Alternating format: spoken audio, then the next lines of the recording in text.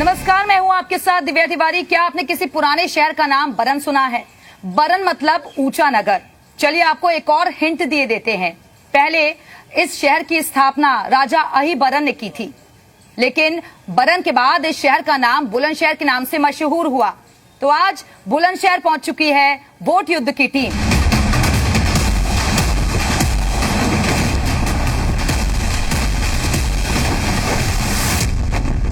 बुलंदशहर अपनी पहचान इतिहास के साथ साथ सियासत के लिए भी रखता है, लेकिन इसके जो खुर्जा विधानसभा है, वहां से जो चीनी मिट्टी की बर्तन हैं, वो देश दुनिया में मशहूर हैं। और बुलंदशहर के खुर्जन को कौन नहीं जानता। लेकिन आज बात स्वाद की नहीं होगी, आज बात होगी सियासत की। जी हां, 2027 का चुनाव नजदीक है और ऐसे में सियासी बिसात बिछ चुकी है। नेताओं के अपने अपने दावे हैं, लेकिन सवाल ये कि कितना बदला है बुलंदशहर और जनता के मन में क्या चल रहा है। क्या मौजूदा समीकरण ही रहने वाला है और विपक्ष की तरफ से इस बार क्या चुनौती पेश की जा रही है? जनता के सवाल होंगे, नेताओं के जवाब होंगे। हमारे साथ खास मेहमान भी जुड़ चुके हैं इस चर्चा में शामिल होने के लिए। उनका तारुफ आपसे करवा देते हैं। हमारे साथ बीजेपी से रविंद्र राजौरा जी मौजूद है। रविंद्र जी, बहुत स्वागत है आपका हमारे इस खास कार्यक्रम में शामिल होने के लिए। प्रशांत वाल्मीकि जी कांग्रेस से हमारे साथ मौजूद हैं, कांग्रेस से प्रतिनिधित्व करेंगे। इसके अलावा हमारे साथ आम आदमी पार्टी से विकास शर्मा जी मौजूद हैं। बहुत बहुत स्वागत है विकास जी आपका भी इस चर्चा में शामिल होने के लिए। तो तालियों के साथ हमारे खास मेहमानों का स्वागत कीजिए। जनता भी हमारे साथ आज मौजूद है।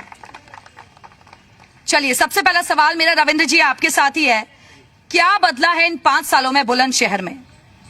बुलंदशहर में इंफ्रास्ट्रक्चर बढ़िया हुआ है, विद्युत व्यवस्था अच्छी हुई है, किसानों के विकास के लिए योजनाएं प्रभावी ढंग से लागू हैं, शिक्षा के क्षेत्र में व्यापक सुधार हुआ है, कानून व्यवस्था अच्छी बनी हुई है। इस समय ये प्रशांत जी ये तो कह रहे हैं कि बहुत विकास हुआ है, कानून व्यवस्था बेहतर हुई है, शिक्षा के क्षेत्र में भी काम कर रहे हैं, हर तरफ विकास ही विकास है।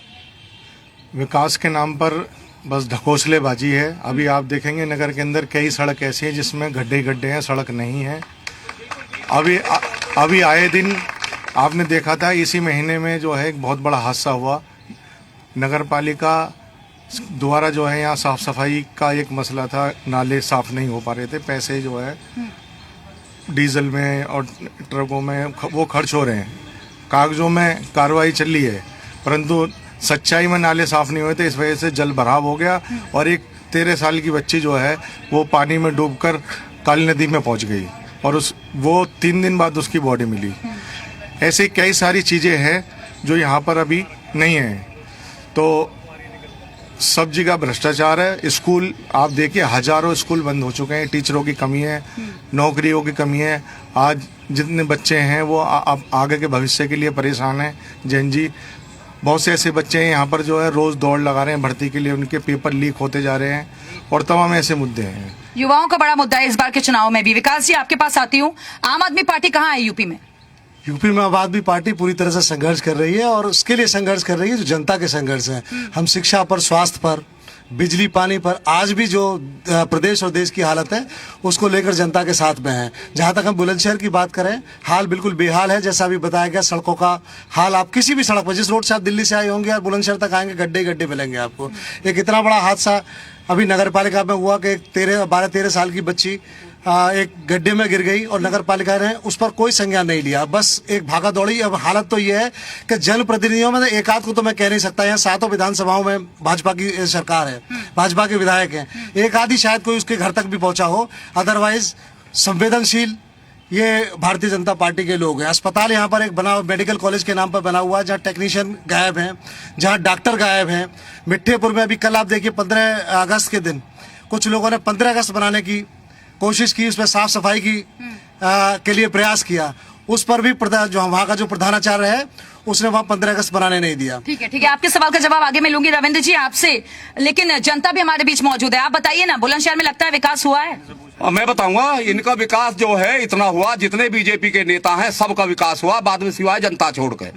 यहाँ जो विकास हो रहा है खाली नेताओं का विकास हो रहा है और किसी का विकास नहीं। आप किसी पार्टी से हैं क्या? टोपी नहीं, नहीं, नहीं, ये हम भारतीय किसान यूनियन चढ़ूनी से प्रदेश अध्यक्ष हूँ। मेरा नाम सूबे सिंह डागर है। हमें ना तो बीजेपी से मतलब, ना हमें कांग्रेस से मतलब, ना इनसे मतलब।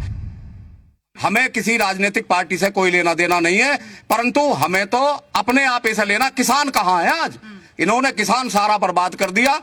और बुलंदशहर में नई नई योजना आ रही हैं, परंतु 20 साल से यहाँ हमारा सर्किल रेट नहीं बढ़ा। जबरदस्ती लाठी के जोर पे हमारी जमीनें जो।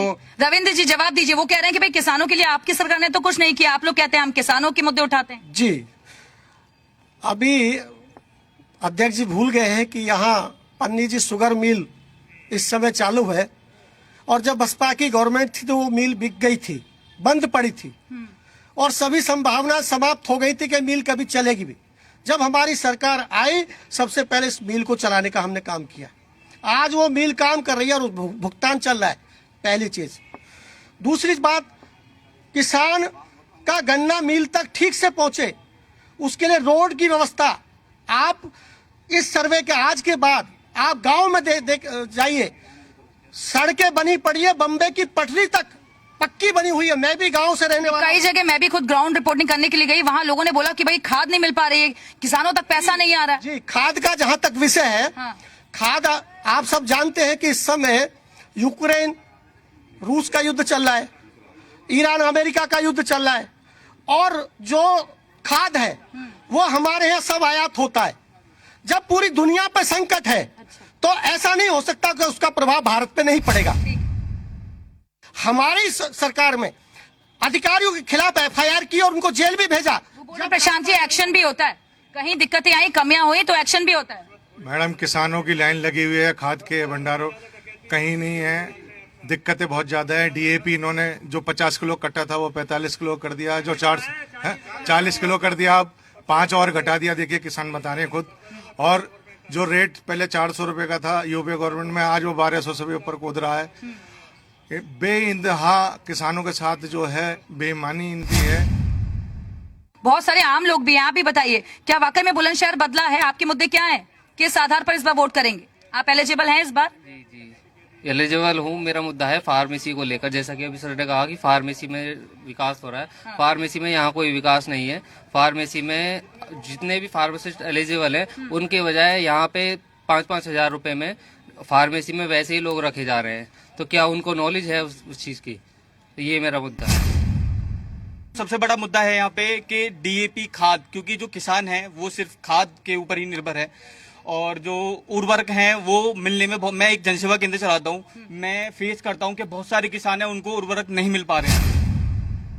आप बताइए, किन मुद्दों पर इस बार आपको लगता है कि बुलंदशहर की जनता वोट करेगी? आपके मन में क्या चल रहा है? कौन अच्छी पार्टी काम करेगी? जी, पार्टी तो योगी जी बढ़िया काम कर रहे हैं, और देखी जाए तो ऊपर से कानून व्यवस्था बेहतर हुई है?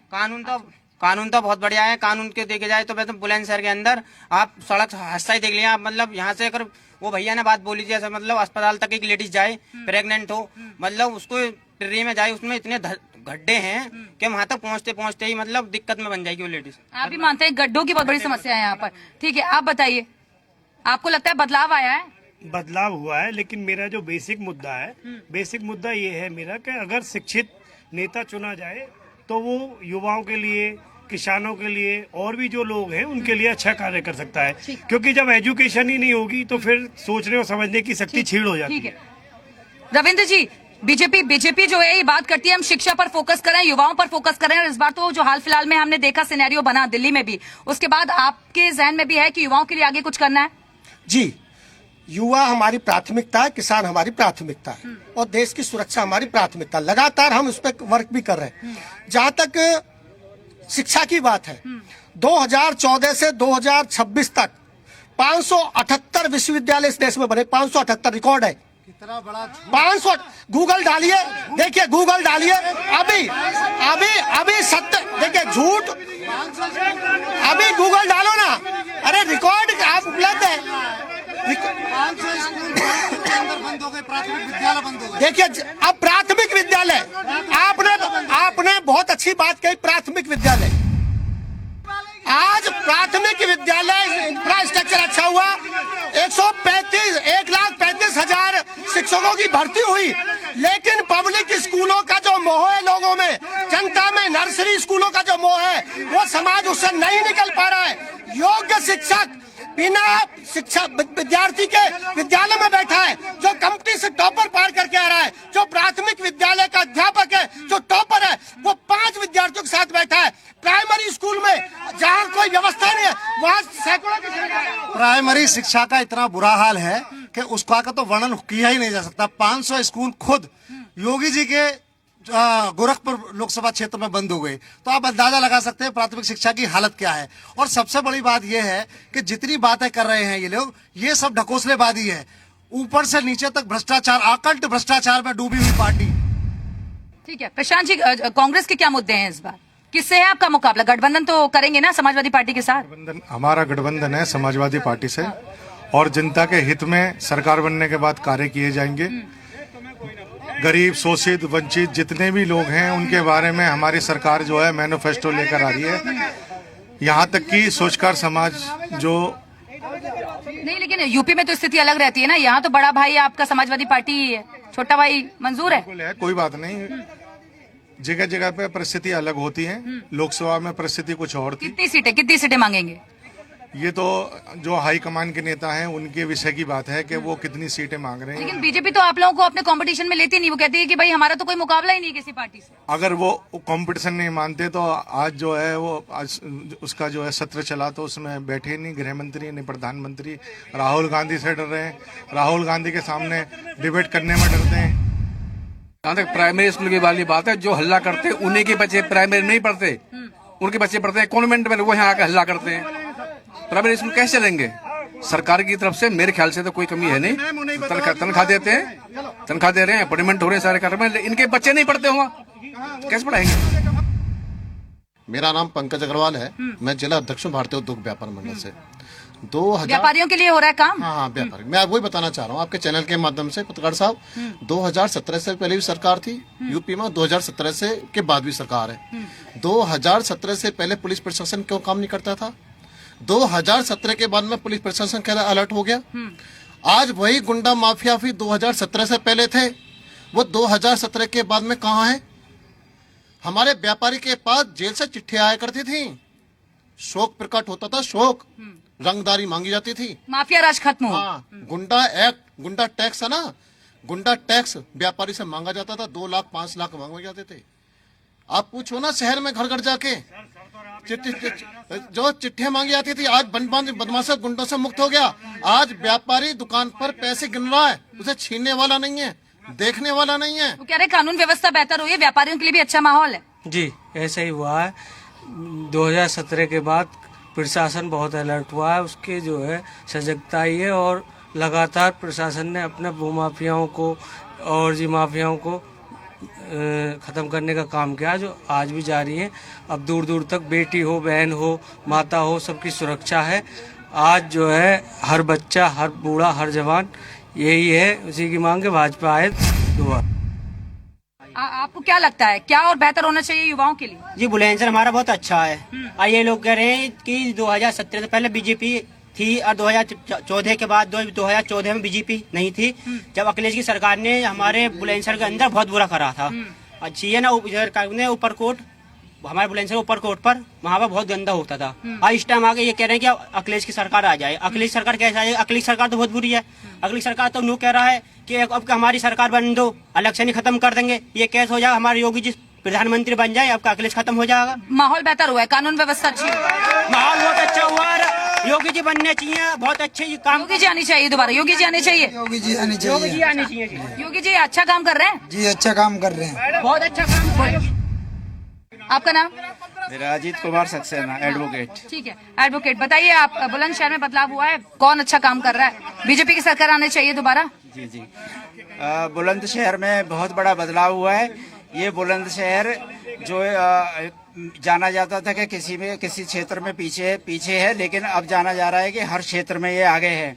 यहाँ पे फ्लाईओवर बन चुके हैं, जाम की समस्या से निदान मिल गया है। इसके लिए ट्रांसपोर्ट की जो सुविधा है वो सारी की सारी अब बन रही है। पहले यहाँ ट्रेन नहीं रुकती थी, अब यहाँ पे वो भी ट्रेन रुकती है। इस वक्त हमारे साथ एक और खास मेहमान जुड़ गए हैं, बीएसपी से प्यारेलाल जाटव जी भी हमारे साथ आ गए हैं। प्यारेलाल जी बहुत स्वागत है आपका। चर्चाएं बहुत ज्यादा इस बीच आपने सुन ली होगी, लेकिन आप बताइए बीएसपी किस एजेंडे पर चुनाव लड़ने जा रही है, क्या मुद्दे रहेंगे आप लोग? बीएसपी जो चुनाव लड़ेगी विकास के मुद्दे पे लड़ेगी। बहन जी जब 5 साल सरकार में रही तो बहुत विकास कराए। ये कहते हैं कि फ्लाईओवर हमने बनवाए, आप रिकॉर्ड उठा के देख लो, फ्लाईओवर किसी सरकार में बने, बीएसपी की सरकार में बने, जितने भी शिक्षा संस्थान बने, इन्होंने स्कूल बंद करवाने का काम करा, हमने शिक्षा संस्थान खोलने का काम करा। जितनी सड़कें गरीबों के लिए मकान बनाए, इन्होंने पैसे बांटने का काम करा। अकेले लड़ेंगे गठबंधन के साथ लड़ेंगे? बहुत ऑफर आ रहे हैं आप लोगों को। अभी ये तो ऊपर का नेतृत्व करेगा, गठबंधन से लड़ेंगे, अकेले लड़ेंगे, चुनाव हम अकेले ही लड़ेंगे। रविंद्र जी वो कह रहे हैं कि भाई बीएसपी की सरकार बनेगी और हम लोगों ने जो बदलाव किए थे वो आज तक वैसे के वैसे हमने बदलाव किए। देखो, ख्याली पुलाव पकाना कोई बुरी बात नहीं है।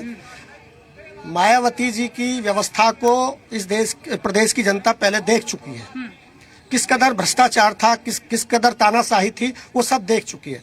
यदि बढ़िया ही होते तो वो रिपीट होते, फिर आ जाते। आज की हकीकत, और चाहे सपा का सरकार हो चाहे बसपा का सरकार हो, उसमें जमीन आसमान का अंतर दिखाई दे जाएगा। वो कह रहे हैं बीएसपी की सरकार बनेगी। आम आदमी पार्टी दिल्ली से तो गायब है। दिल्ली से गायब हम कहीं नहीं है। हम पूरे राष्ट्रीय पटल पे हर मुद्दे को अपनी पूरी आवाज दे। आप बताइए, आपके मन में कोई सवाल है? मैं बीजेपी समर्थक आदमी हूँ। सबसे पहले तो गन्ने का रेट, अभी भाई साहब बता रहे थे मेडिकल कॉलेज की बात, छोटे छोटे बच्चों के स्कूल तो आपने बंद करवा दिए। अब मेडिकल कॉलेज बड़े बड़े बच्चों को पढ़ाएंगे, जब छोटे ही अनपढ़ रह जाएंगे तो क्या होगा उसका? मुझे 32 साल हो गए वोट देते हुए, और मैं सारी सरकारों की तुलना करता हूँ तो मैं फ्लैशबैक में जाता हूँ, कांग्रेस ही बेहतर थी। जो कांग्रेस बेहतर थी? बेहतर थी, उत्तर प्रदेश के लिए भी और देश के लिए भी। ऐसा है कि पिछली जो सरकारें रही उनमें विकास नाम की कोई चीज नहीं हुई। अभी पहले हम बात करें पार्क की, यहाँ पे पार्क की बात कर रहे थे। आप अगर 2017 से पहले देखोगे तो ये पार्क बिल्कुल जर्जर था। इसके बाद में ओपन जिम भी इसमें खुली हुई है। आप गंगानगर में चले जाओ, सड़क अच्छी बनी हुई है। किसने बनवाई? भारतीय जनता पार्टी की सरकार ने। अब अभी सड़क की बात हो रही थी, अनूप शहर से लेके अगर आप जाएंगे यहाँ तक आओगे बुलंदशहर तक, तो जो बबलिंग वाली रोड थी, सड़कें इतनी बढ़िया बनी है, 13 दिन में इस समय बिल्कुल एकदम आप देखोगे बढ़िया रोडें बनी हुई है, 4 लेन बनी हुई है। शहर का कोई ऐसा माननीय मुख्यमंत्री जी बुलंदशहर का ऐसा कोई पार्क नहीं है जहाँ जिम ना हो, जहाँ बच्चों के लिए खेलने के लिए और सुविधाएं ना हो। सारी सुविधाएं बुलंदशहर, यमुनापुरम ही ले लीजिए, यमुनापुरम के अंदर कहने से यहाँ का विकास खत्म नहीं हो जाएगा। 2017 के बाद में अगर आप पहले की तुलना करोगे तो आज की डेट में यहाँ पे विकास 10 सालों में 50 सालों से ज्यादा यहाँ विकास देगा। कानून व्यवस्था पूरी सुदृढ़ है। अभी माननीय मुख्यमंत्री जी आए थे हमारे यहाँ पर दौरे पे, वो कह रहे हैं बदलाव हुआ है। वो कह रहे हैं भाई बदलाव हुआ है, जितना विकास पहले की सरकारों ने नहीं किया, यहाँ बदलाव हुआ है। एक सवाल पूछा उनसे कि कोई ऐसा काम बता दो जो भाजपा ने किया हो। मेरा उनसे, इनसे जो लोग भाजपा की बातें कर रहे हैं उनसे ये कहना है कि वो 5 काम कोई गिना दें, बुलंदशहर के ही 5 काम गिना दें कि वो पिछले 10 साल में, लगभग 8-9 साल मोदी जी योगी जी की सरकार को हो गए, 9 साल हो गए, उसमें कौन सा ऐसा परिवर्तन बुलंदशहर के अंदर आ गया? रविंद्र जी 5 काम गिनवा दीजिए। वो कह रहे हैं जरूर। देखिए, मेडिकल कॉलेज हमने बनवाया, सभी पार्कों में आधुनिक जिम हमने लगवाई हमारी सरकार में, सभी पार्कों का सौंदर्यकरण का कार्य हम लोग कर रहे हैं। बिजली 24 घंटा व्यवस्था मिले, 22 घंटा मिले, ये हमारी व्यवस्था है। गन्ने का भुगतान 15 दिन में हो जाए, ये हमारी व्यवस्था है। नहीं तो 2-2 साल तक भी भुगतान नहीं होता था। आज हमारी व्यवस्था है। बताइए, उन्होंने बहुत सारे काम गिनवाए हैं। इनके 5 काम मैं आपको बता रहा हूँ। पहले की गवर्नमेंट में ड्राइविंग लाइसेंस बनता था 500 रुपए में, आज वो लाइसेंस रिश्वत पे 10,000 रुपए बन रहा है। इन्होंने, देखिए, ड्राइविंग करने वाला आदमी अनपढ़ भी हो सकता है, पढ़ा लिखा भी हो सकता है। इन्होंने कहा है कि एलिजिबल वो होगा जो कंप्यूटर बैठ के पहले टेस्ट पास करेगा उसका। जो पढ़ाई लिखाई नहीं है तो वो कंप्यूटर चलाएगा क्या? ऐसे नियम रखने की जरूरत ही क्या है कि जिससे तुम इसलिए रखे गए। नियम तो इसलिए जरूरी है ना कि फिर वहाँ पर गलत ड्राइविंग करेगा तो वो भी दिक्कत है, दुर्घटनाएं बढ़ेंगी। अनपढ़ जो हैं, जितने किसान हैं, अनपढ़ हैं या पुराने लोग हैं जिनको ड्राइविंग आती है, उन पर कंप्यूटर चलाना नहीं आता, तो उनका लाइसेंस नहीं बनेगा, और लाइसेंस नहीं बनेगा तो फिर वो अपना काम नहीं कर सकते। मैम, ये भी तो एक है। गन्ने का रेट बढ़ाने की बात करें, माननीय बहन जी ने गन्ने का रेट सबसे पहले बढ़ाया सहारनपुर में, इन्होंने तो बाद में घोषणा करी। बात रही शिक्षा की, शिक्षा में भी सबसे ज्यादा स्कूल बहन जी ने बनवाए, इन्होंने बंद करने का काम करा। इन्होंने उसमें सफाई कर्मियों की जगह निकाली 1,14,000। अब नगर पालिका में कैजुअलिटी पे 15,000 रुपए की तनख्वाह पाने वाला का अपने बच्चे को अच्छी शिक्षा दे सकता है? इस बीजेपी से पूछो। 10,000 15,000 में बताओ आप अपना परिवार पाल लेगा वो? आज तो कांग्रेस और बीएसपी साथ साथ लग रहे हैं, वैसे तो बीजेपी की टीम बताते हैं, ऐसे कैसे हो गया? देखिए, असल में इनको सबको पता है